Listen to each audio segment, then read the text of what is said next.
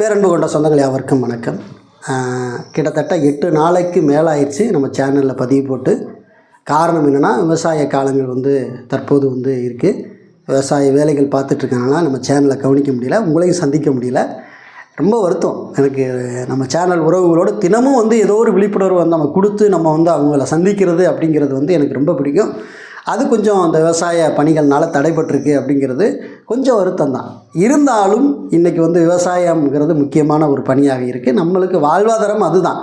நம்ம சேனலுங்கிறது நம்மளுக்கு சும்மா ஒரு நம்முடைய வாழ்க்கைக்கு கொஞ்சம் ஒரு கால் பகுதி தான் அது சப்போர்ட் பண்ணுது.